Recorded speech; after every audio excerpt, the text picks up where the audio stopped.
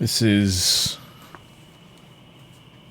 Don't Make Waves, which is my father's eulogy that I wrote.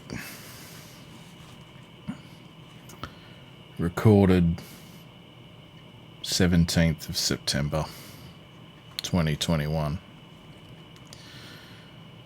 Don't make waves. This was the one piece of advice Derek's biological father, an unnamed prisoner of war, gave him during their only meeting. It was on a wind-blasted South African beach sometime in the 1950s. It was to become something that the boy always tried to do, but a man of such uncommon worth wouldn't find that easy. How does one describe Derek Stephen Vandenberg? He was many things, most of them contradictory. He was a loving father and husband, but spent much of his life as a fiercely solitary figure. He could be a complete ratbag when the desire took him, but he could also be absolutely selfless, often refusing due rewards. He made friends so easily he sometimes ended up with the wrong ones, but he was marked by a deeply shy streak that he often took solace in. His past was a mystery to the family he built, but the family he'd left in South Africa re-established contact later in his life and gained a huge amount of happiness from this. Put shortly, his massive, diverse life experience shaped him into a fascinating, worldly man. He might not have thought so, but he would have been the only one. Derek was born in South Africa and from hard beginnings travelled widely.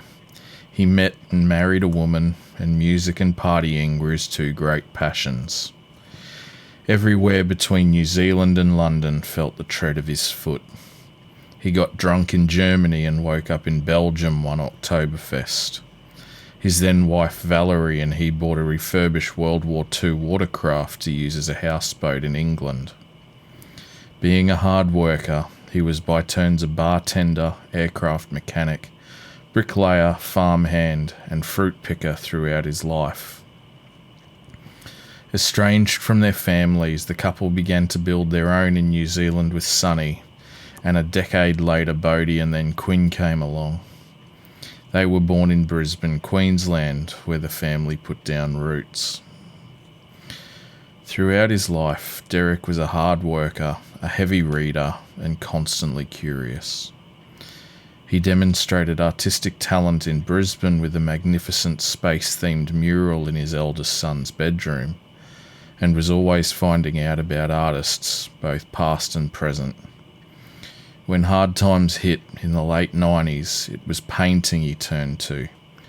It was a hobby that would fascinate him for the rest of his life. It's something that he didn't speak often of. The birth of Derek's commitment to his art came not from a burning desire or anything so lofty.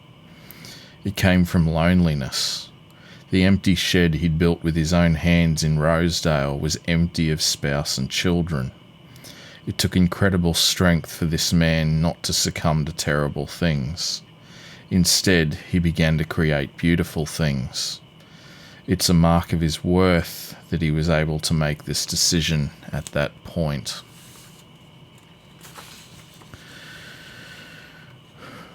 By the time Derek moved into Bundaberg in 2002, he was keen to throw himself completely into this new passion. He applied the ironclad work ethic he'd learned as a bricklayer to begin producing works of beautiful colour and dense imagery, tuning into the psychedelia of his youth during the 60s and 70s. He learned quickly, experimenting with medium and style, always finding things out. His skill grew and he was hungry for more. Even his style evolved quickly, moving from dot paintings to surrealistic pieces and on to beautiful portraits inspired by the Czech master Alphonse Mucha. Art was the best thing that ever happened to Derek.